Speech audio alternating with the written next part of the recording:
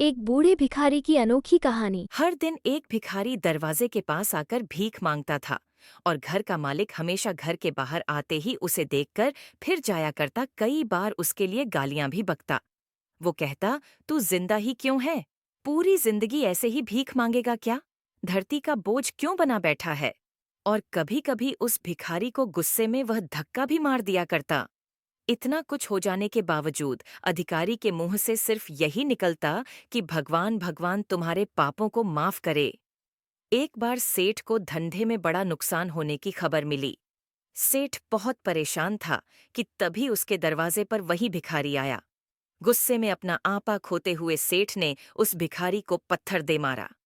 पत्थर लगने के कारण भिखारी का सर फूट गया और उसके सर से खून बहने लगा। फिर भी दर्द से कराहते हुए भिखारी ने इतना ही कहा, भगवान तुम्हारे पापा को माफ करे।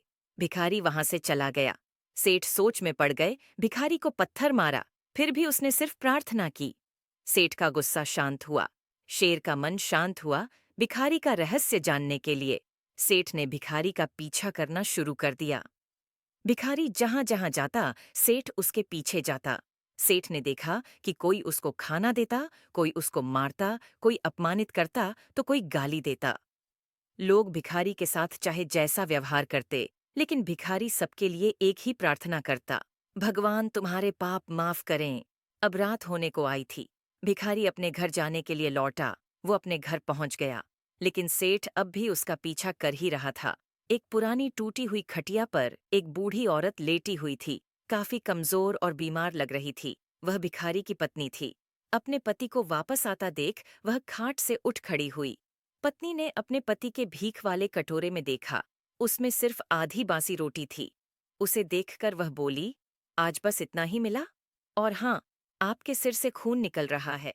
ये चोट कैसे लगी? बूढ़ा भिखारी बोला, आज बस इतना ही मिला, किसी ने कुछ दिया ही नहीं।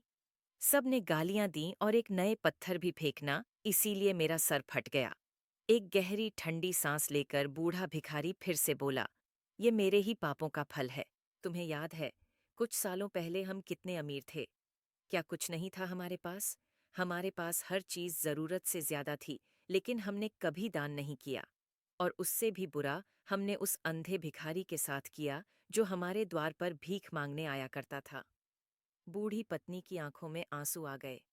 वह बोली, हाँ, हम उस बेचारे अंधे के साथ बहुत बुरा करते थे। उसका अपमान करते थे। उसे खाने के लिए रोटी की जगह कागज दिया करते। उसका मजाक उड़ाया करते और कभी-कभी मारा भी करते। मैंने कभी उसको रास्ता नहीं दिखाए। एक बार मैंने उसके मुंह पर मिट्टी भी फेंकी थी और वह हमेशा दुखी होकर यही कहता कि भगवान तुम्हें तुम्हारे की सजा देगा। भगवान तुम्हारे पापों की सजा जरूर देगा। उसका श्राप सच हुआ और हम इस दुख भरी जिंदगी में आ गए। भिखारी बोला, हाँ, उसका श्राप सच हुआ, इसलिए मैं किसी को बद्दुआ नहीं देता। चाहे कोई मेरे साथ कैसा भी बर्ताव करे, मैं हमेशा उसके लिए प्रार्थना करता हूँ। मैं नहीं चाहता कि कोई भी हमारे जैसे जिंदगी का अनुभव करे, किसी को भी हमारे जैसे दुखों का सामना करना पड़े। वो नहीं जानते कि वह कितना बड़ा पाप कर रहे हैं, इसलिए अनजाने में हुए पाप की ऐसी सजा किसी को भी मिले, मैं नहीं चाहता।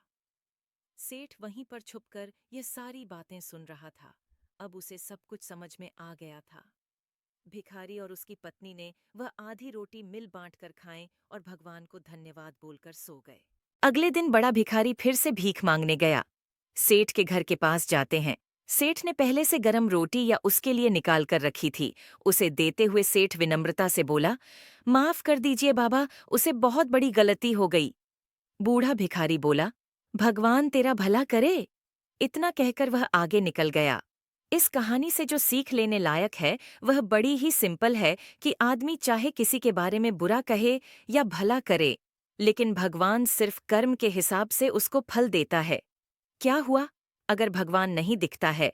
लेकिन यह बात बिल्कुल सच है, उसके खाते में सबका हिसाब बहुत बहुत पक्का होता है। इसलिए जब किसी के लिए कुछ भी करो तो अच्छा ही करो।